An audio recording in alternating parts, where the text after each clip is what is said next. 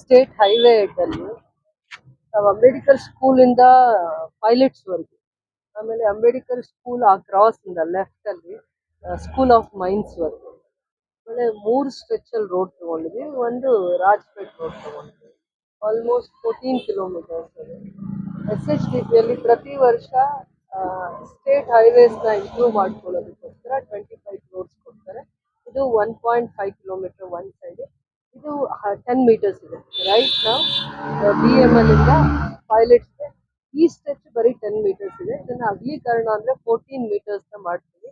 ಯಾಕೆ ಅಂದ್ರೆ ನಮ್ಗೆ ಅಲ್ಲಿ ಪೈಲಟ್ಸ್ ಹತ್ರ ಆರ್ಚ್ ಕೂಡ ಬಹಳ ಡ್ಯಾಮೇಜ್ ಆಗಿ ಇದಾಗಿತ್ತು.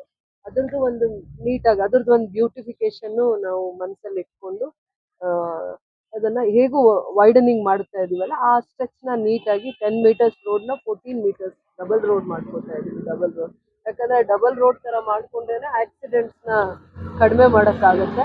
ಮತ್ತೆ ಇದೆಲ್ಲ ಇಂಡಸ್ಟ್ರಿಯಲ್ ಏರಿಯಾ ಆಗಿರೋದ್ರಿಂದ ಸುತ್ತು ಗಮೆಲ್ ಆದ್ಮೇಲೆ ಸಿಗೋ ರೈಟ್ ಲೆಫ್ಟ್ ಸೈಡ್ ಎಲ್ಲ ಇಂಡಸ್ಟ್ರೀಸೇ ಬರ್ತಾ ಇರೋದ್ರಿಂದ ಇದನ್ನ ನಾವು ಡಬಲ್ ರೋಡ್ ಆಗಿ ಜಾಸ್ತಿ ಫಸ್ಟ್ ಪ್ರಿಯಾರಿಟಿಯಲ್ಲಿ ತಗೋತಾ ಇದೀವಿ. ಇದು ಮತ್ತೆ Coromandel station road, school of mains ವರ್ಗು, ಸ್ಕೂಲ್ ಆಫ್ ಮೈನ್ಸ್ ಇದೆಲ್ಲ ಅಲ್ಲಿವರೆಗೂ ರೋಡ್ ನ ಅಗಲೀಕರಣ ಮಾಡ್ತೀವಿ, ಯಾವುದೇ ವೆಹಿಕಲ್ಸ್ ಮೂವ್ಮೆಂಟ್ ಫ್ರೀ ಆಗ್ಲಿಕ್ಕೋಸ್ಕರ. ಅದು SHDP ಹೆಡ್ ಅಲ್ಲಿ ಇಷ್ಟು ಪ್ರಪೋಸಲ್ಸ್ ತಗೊಂಡಿದ್ವಿ.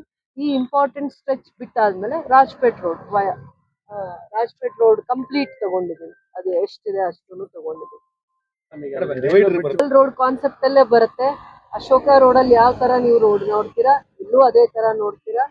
ಅದಾದ್ಮೇಲೆ ಸಲ್ದಾನ ಇಂದ ಅಂಡರ್ಸನ್ ಪೇಟ್ ವರೆಗೂ ಯಾವ ರೀತಿ ಡಬಲ್ ರೋಡ್ ನೋಡ್ತೀರಾ, ಇದು ಇನ್ನೂ ಸ್ವಲ್ಪ ಡಿಫ್ರೆಂಟ್ ಆಗಿ ಇನ್ನೂ ವೈಡನಿಂಗ್ ಆಗಿ ನೀವು ನೋಡ್ತೀರಾ. ಯಾಕಂದ್ರೆ ರೈಟ್ ಸೈಡ್ ಇಂಡಸ್ಟ್ರಿಯಲ್ ಏರಿಯಾ ಇದೆ, BML right side industrial area, BML left side industrial area ಇದೆ. ಆ ಕಾನ್ಸೆಪ್ಟ್ ಇಟ್ಕೊಂಡು ಇದನ್ನೇ ಸ್ಟೇಟ್ ಹೈವೇ ಆಗಿ ನಾವು ವೈಡನಿಂಗ್ ಕೂಡ ಮಾಡ್ತಾ ಇರೋದು ಅದೇ ಕಾನ್ಸೆಪ್ಟ್ ಎಲ್ಲ. ಇದಕ್ಕೆ 25 ಕ್ರೋರ್ಸ್ ಕೊಟ್ಟಿದ್ದಾರೆ. ನಾವ್ ಇವತ್ತು ಏನೇನ್ ಸ್ಟ್ರೆಚ್ ಕವರ್ ಮಾಡ್ಕೋತಾ ಇದೀವಿ, 1.5, 1.7 ಮತ್ತೆ ಬೇರೆ ಏನೇನ್ ಸ್ಟ್ರೆಚ್ ಇದೆ ಅದೆಲ್ಲಾನು ಕೂಡ ಡಬಲ್ ರೋಡ್ ಕಾನ್ಸೆಪ್ಟ್ ಅಲ್ಲಿ ಮಾಡ್ತಾ ಇದೀವಿ. 10 ಮೀಟರ್ಸ್ ಇರೋ ಎಲ್ಲಾ ರೋಡ್ನು 14-15 ಮೀಟರ್ಸ್ ಅಗಲೀಕರಣ ಮಾಡ್ತಾ ಇದ್ದೀವಿ. ಗೆ KGF ಒಂದ್ ಎಂಟ್ರೆನ್ಸ್, ಇದೆಲ್ಲ ಇಂಡಸ್ಟ್ರಿಯಲ್ ಏರಿಯಾ ಅಂತ ಬರುತ್ತೆ. ಒಂದು ಗ್ರೀನ್ ಬೋರ್ಡ್ಸ್ ಬರುತ್ತೆ, ಯಾವ್ಯಾವ ಏರಿಯಾ ಇಂಡಸ್ಟ್ರಿಯಲ್ ಶುರುವಾಗಿದೆ ಆ ಜಾಗ ಎಲ್ಲ ಇಂಡಸ್ಟ್ರಿಯಲ್ ಏರಿಯಾ, KEDB ಜಾಗ, ಮತ್ತೆ ಚಿನ್ನದ ಗಣಿ ನಾಡು ಅಂತ ಬಂದು ಅಲ್ಲಿ ಇಂಡಸ್ಟ್ರೀಸ್ ಬರ್ತಾ ಇರೋದ್ರಿಂದ ಅದರದೇ ಆದದ್ದು ಒಂದು ಕಾನ್ಸೆಪ್ಟ್ ಬರ್ತಾ ಇದೆ.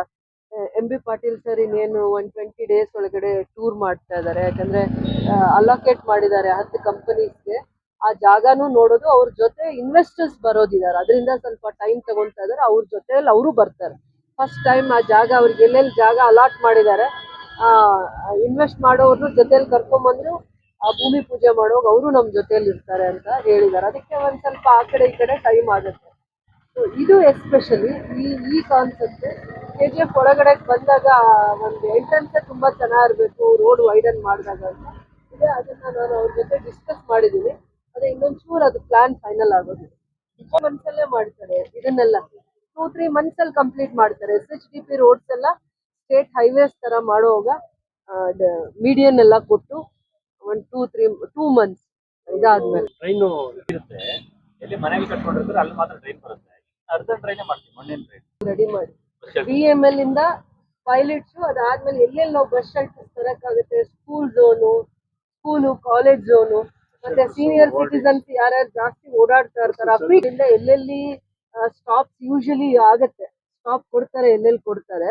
ಆ frequency of travelling, school going, college going, senior citizens, working hours ಅಲ್ಲಿ ಯಾರು ಎಲ್ಲೆಲ್ಲಿ ಜಾಸ್ತಿ ಇರ್ತಾರೆ ಅದನ್ನ ನಿಮ್ಮ ಆಫೀಸರ್ಸ್ ಅಬ್ಸರ್ವೇಷನ್ಸ್ ಮಾಡಿ ರಿಪೋರ್ಟ್ ಕೊಡಿ. ಬಸ್ ಶೆಲ್ಟರ್ಸ್ ಜೊತೆ ಬಸ್ ನಿಲ್ಲೋ ಅಂತ ಜಾಗನ ಇನ್ನೊಂಚೂರು ಸೈಡಿಗೆ ಮಾಡೋದಕ್ಕೆ ಪ್ಲಾನ್ ಮಾಡೋಣ. ಹೈವೇ ಅಲ್ಲೇನೆ ಆ ತರದ್ ಒಂದು ಪ್ಲಾನ್ ಪ್ರಾವಿಷನ್ ಮಾಡ್ಕೊಳ್ಳೋಣ. ಹೇಗೂ ನಾವು ವೈಡನಿಂಗ್ ಅಗಲೀಕರಣ ಮಾಡ್ತಾ ಅದಕ್ಕೆ ಅಂತ ಅವಾಗ ಅವ್ನ್ ಬಸ್ ಅದೇ ಜಾಗದಲ್ಲೇ ನಿಲ್ಲಿಸ್ತಾನೆ ಹೋಗಿ ಆ ಸ್ಟಾಪ್ಸ್ ಪ್ಲಾನ್ ಮಾಡ್ಕೊಳ್ಳೋಣ. ಅವ್ರು ಹೇಳ್ತಾ ಇರೋದು ಝೋನು, ಕಾಲೇಜ್ ಝೋನ್ ಅಂತ ಒಂದು ಪ್ರಿಯಾರಿಟೀಸ್ ಕೊಡೋಣ. ಇವಾಗಿನ ಸ್ವಲ್ಪ ಹೆಂಗು ಮತ್ತೆ ಮಾಡಕ್ ಆಗಲ್ಲ, ಅದೆಲ್ಲಾನು ಅಗಲೀಕರಣ ಅದ್ರ ಜೊತೆಯಲ್ಲಿ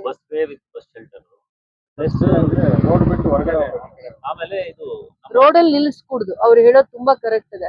ಸ್ವಲ್ಪ